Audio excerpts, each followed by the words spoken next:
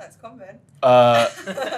So, I mean, first and foremost, I mean, if you're in a position where you're sent on clients to comment a month into your training contract, that's about as good client exposure as you're going to get, is actually going into client environment, learning about how the client's business operates, learning about the challenges they face on a day-to-day basis. I mean, I've been on secondment twice in my training contract, so being able to go into those kind of environments, learning about the frustrations of working with different law firms means that you can sort of take what situation you're in and apply it when you come back so that you don't make those same mistakes. I think not many trainees at other firms that I know of have those sorts of opportunities at a trainee level, and I think built into that is kind of the trust that the firm has in its recruitment policies to say, we want trainees to come in and be part of the team, add real value and teach the rest of the firm about what it is that a client wants and needs, and help the rest of the firm to apply that and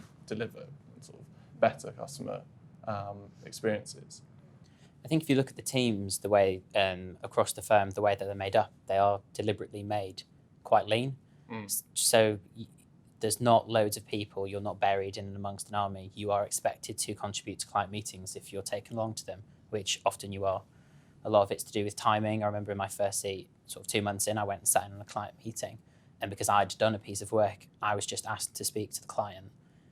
I had no expectation of that whatsoever coming into a training contract. Any law firm, but particularly RBC, I found that wasn't just a one-off. It happens constantly throughout your training contract. Whenever there's an opportunity to go in front of a client, I think you're given it. And also you're encouraged to ask for it as well, in terms of, you know, I remember one of my seats, I was told, my supervisor was like, if you want to come to a meeting, have a look through my diary, pick out what you want to go to and come along with me.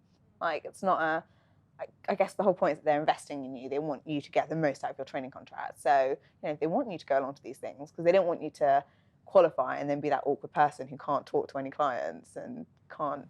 Yeah, I think it is about being proactive, isn't it? And just seeing where the opportunities are to get that client exposure and sort of seeking it out yourself. And I think also the fact that we are such a litigation-heavy firm, there's so much opportunity to go to court, which often means you're interacting with clients. And I was really lucky in my very first seat at the firm, I was able to go and be part of a trial for 6 days, which, I mean, it was right place, right time. And I feel so fortunate. But I mean, I was sitting with the clients every day, we'd have lunch together, and that's completely invaluable in terms of building up your confidence with those interactions and just getting to know people on a personal level.